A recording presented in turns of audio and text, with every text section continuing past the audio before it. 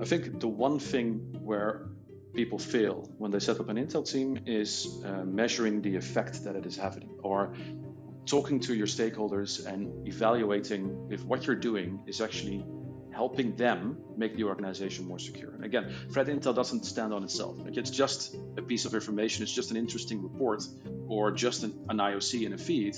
If it isn't going anywhere, it's not, even if it is going anywhere, and someone reads your intel report and thinks, hey, this is really interesting, but it doesn't allow them to do anything differently in their jobs to make the organization more secure, then there's no point. Then it's a failed investment.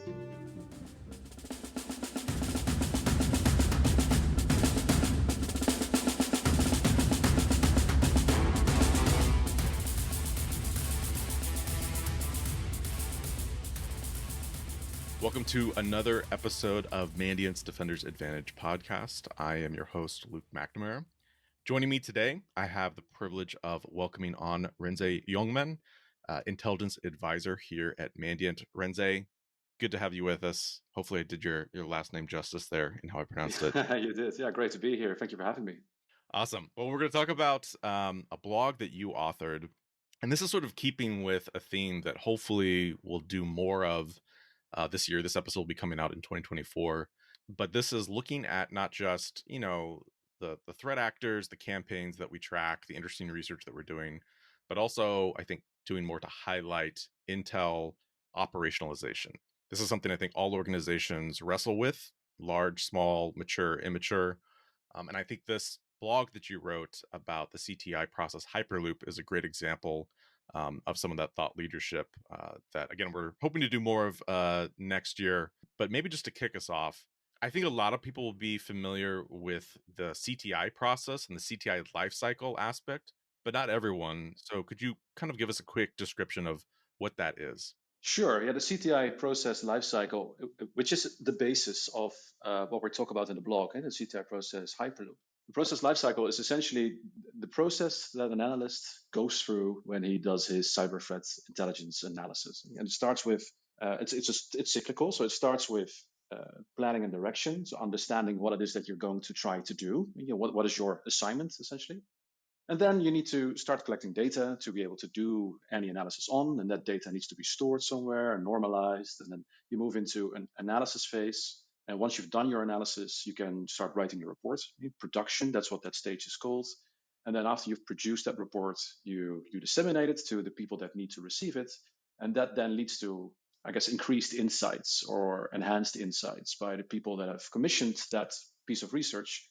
And then their requirements, their intel requirements are going to evolve because of that. And their planning and direction that they give you for your next assignments is going to be evolving as a result as well. So that makes it cyclical. So those are essentially a couple of stages that an analyst goes through on a tactical level. And, when he does his threat intel analysis, it's not necessarily cyclical, or it's not like you have to go to step 2 only once you've completely finished step 1, for example. Like, if you've done collection and you move to analysis, you find out during your analysis that you need to collect additional data, then you can move back to collection. So that's kind of what that model does. Now, it's a very high level model, and it's not something that people can actually use practically in their day-to-day analysis. It's not something that you print out, put on your desk, and then look at, okay, I've done collection. What should my next step be? Oh, analysis. That's not how that works. It's more of a high-level framework on how threat intelligence in general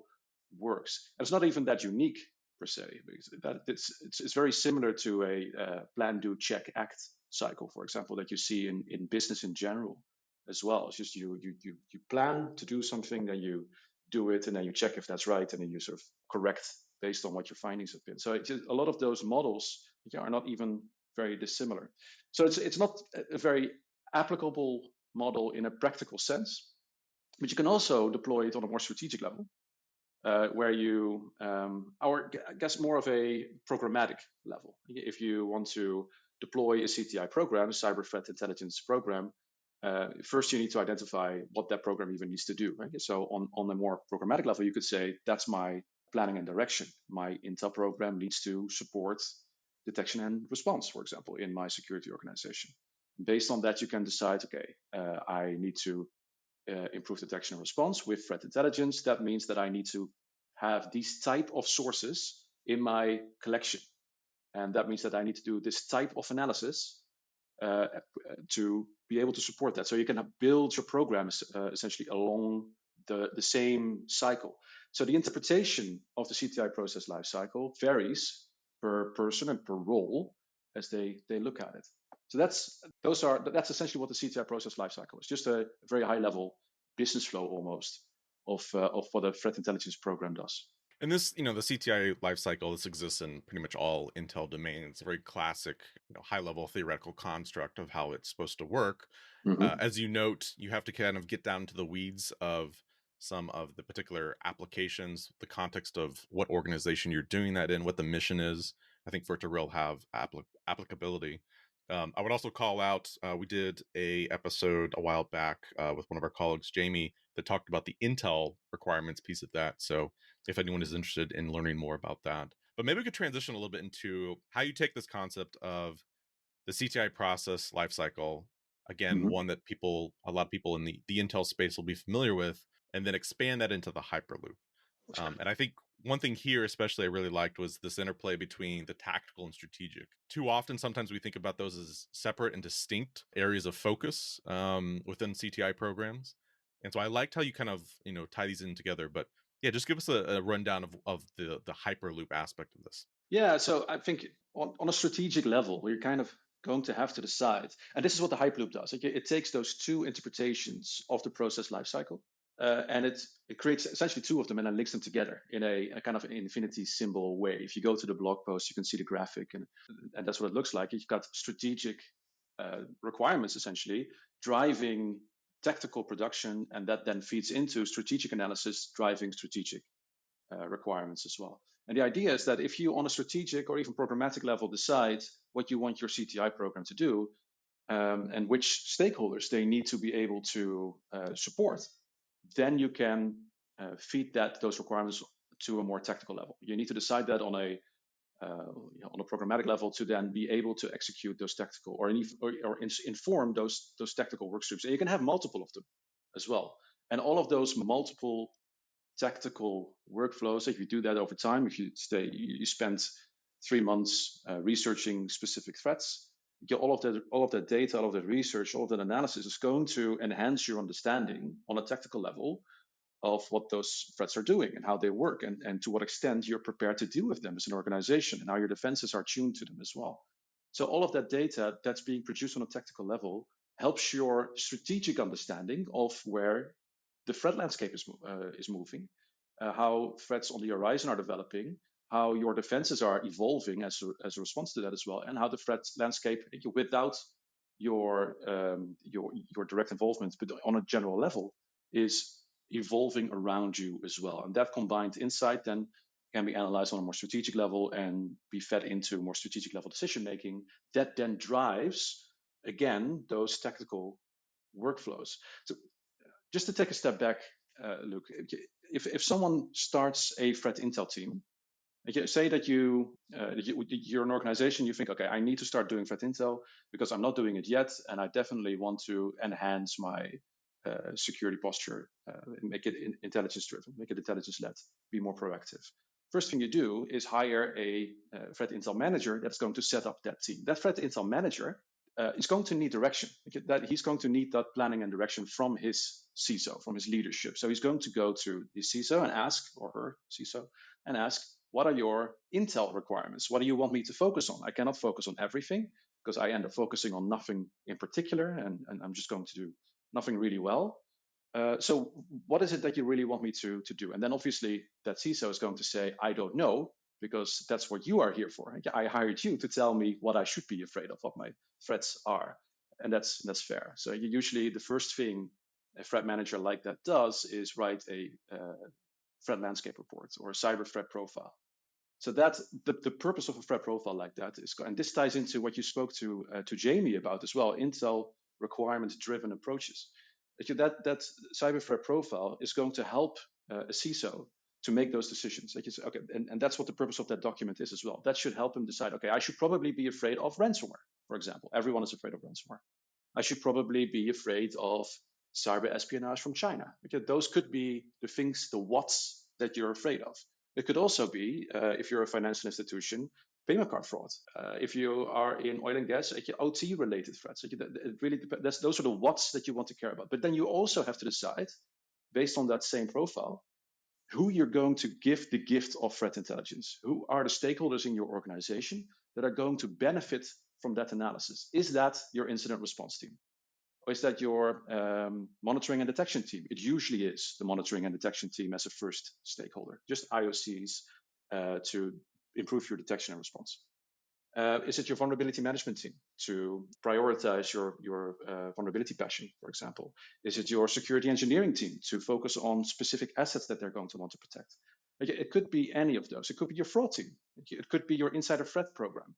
It doesn't really matter. Ultimately, what threat intelligence does is provide information to those other teams so they can do their jobs better. If no one uses the information, then if you're just writing reports, but no one actually is able to use those reports to be better at their security jobs, then it's just the most interesting story during the morning stand-up maybe, but nothing more.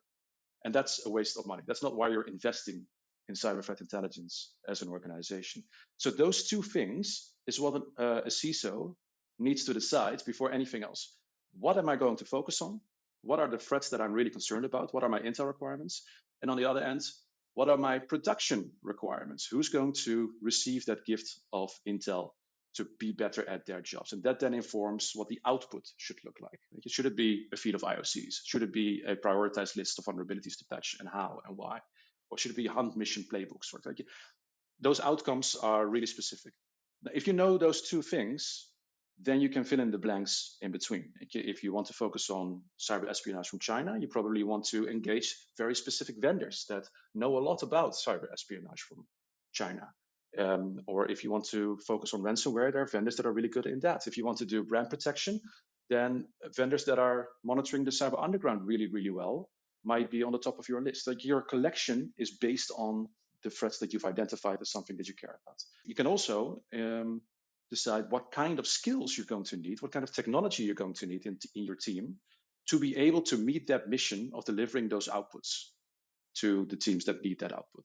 That's how you sort of build that initial capability, based on the information that you're getting from out of that cyber threat profile. And then if you've built out your program like that, and you've identified those stakeholders and those almost intelligence service lines, those parallel tactical level service lines that come out of that program design, now you can start doing your tactical process lifecycle, essentially the tactical part of the Hyperloop, and spend some time doing that, evaluate how well that is going after a while, and then iteratively improve those processes, but also feed into your strategic level analysis of how the threat landscape is evolving and how your understanding of it and your ability to cope with it is evolving as well. One of the things I really liked in how you frame this, you had a sentence in there where you talk somewhat about before you can define the process, that the mission and the purpose of the CTI program has to also be defined. And I think that's a subtle but important distinction from intel requirements, because in some ways it kind of predates who you go gather intel requirements from. You reference like stakeholder analysis, and that's obviously going to be something that's going to feed your collection requirements and everything sort of downstream, all those other intel activities. But I think even just defining what is the CTI program here for, it may seem somewhat obvious, but not always. And when you have, maybe competing or different mission sets potentially to take on within the security function of the organization, understanding, and typically this again comes down from the CISO or whatever that hierarchy looks like, what is the CTI program really here to do? Who is it here to support with both those strategic and tactical asks? I think the definition of the program is maybe something we typically overlook when we think about that, but I think that's absolutely very important. Yeah, and so I work a lot with customers that are setting up a CTI program or ask us to come in to evaluate how they're doing. And this is something that we almost always run into, where people have not defined this. And what you end up with is a situation where they're trying to cover all bases at the same time. There's so many threats. Not all of them are applicable to you. I spoke to a CISO last week, and he was telling me, I'm getting a lot of really great reports from my CTI team, about vulnerabilities in Cisco appliances, and they're fantastic, and they tell me exactly how to mitigate those vulnerabilities. But I don't have any Cisco appliances in my environment, so they're of no use to me. And that sounds like a really dumb mistake to make, but you will be surprised how often that happens. And it's really difficult for an Intel team to understand the entire environment of an organization, a changing environment that they operate in, of the organization. Also keep an eye on the threat landscape, all of the different facets of the threat landscape, and then also be technical and analytical enough to actually make sense of it all and give the right information to the right people at the right time, at the right level of technicality, and be able to learn from the feedback that they're getting and improve iteratively. That is an insanely difficult thing to do. So you need those boundaries, you need those parameters to be effective to do that. And actually, one thing, I used to work for the Dutch National High-Tech Crime Unit, the police unit, and this is one of the things that I picked up. This is a really good police unit. They're really strong. They're really well known for their ability to combat cybercrime. One of the things that they did, and this was unique in the police at the time, was they manned their police team with 50% police investigators and 50% non-police technical analysts who understood cybercrime. But not on a police, like you didn't go to police academy, but they spent their lives behind computers. So bringing those two worlds together really allowed the National High-Tech Crime Unit of the Netherlands to be really effective in what they were doing. Take that concept out of the police and into a CTI team, you can apply the same concept. But what you probably need to do is hire people from inside your organization that are from your stakeholder teams, maybe your vulnerability management team or your detection engineering team, and combine those with people with an analytical background that maybe come from a government organization that does analysis. Bring those two together. And that can be, if in organizations where we see that happening, they are the most effective because you've got the people that know what the inside of the organization looks like, what the environment looks like, and what those stakeholders need to be effective, how that information needs to reach them, in what shape and format and level of technicality. And then there are the guys who actually know what the threat landscape looks like and how to do proper analysis on the evolving threat landscape. Bring those two things together, that is really powerful. But in a lot of situations, you get either or. So if you bring in just external guys that know a lot about threat intelligence but don't know the organization, it is really, really difficult to make that information useful in the organization, to find that the research is fantastic, but it's not applicable, it's not actionable. But if you bring guys in that are straight from the level 2 SOC analyst, for example, he knows a lot about the environment, but very often they get stuck in researching low keyboard samples, for example, which is great work. And not a lot of people can actually do that, pieces of malware like that. But it's not focusing on the right things at the right time and making that useful and actually making the organization safer. Bringing those two domains together can really be a powerful way to accelerate your Intel program. Well, that touches on another piece that I think is important here that you call out, which is capability building and capability development. And a piece of that is skilling, having the right resources, the right skill sets for the function, for the mission as defined. But it's also, procurement of sources, data. And that's something you notice or you call out in here is maybe we don't traditionally think of that as part of the as a standard step within the Intel lifecycle.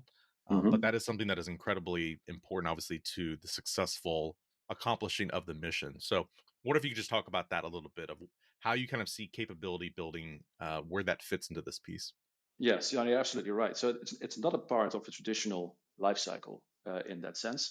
So it's actually the only new bit that I've put in that Hyperloop that wasn't from the original life cycle. But you're absolutely right. It is really important because if you define what the program needs to do, those business requirements, and you also understand what the output needs to look like and what your key threat concerns are, you need to be able to set yourself up for success. So, and parameters like available budget, available headcount, required skills all play into that. This is not an Intel or even an analysis or a security question. This is just running a business. If you know what you need to deliver as an Intel business, you can set yourself up for success by providing all the tools and the skills and the data that you need to actually deliver against that mission. That's how simple it is. We talked about this before. If you're worried about ransomware, then getting data in on ransomware from vendors that know a lot about ransomware makes a lot of sense. Then you're not going to focus on cyber espionage from China if that's not your concern. That's not what you should be investing in. Though that money is better spent buying technology that will integrate well with the technology that's going to defend your network against ransomware attacks, and your SIM and your SOAR, etc. So you're making sure that you're making the right investment decisions and being able to measure the effect that is having beforehand is I think setting yourself up for success, and also being accountable and measurable for that success as well is important.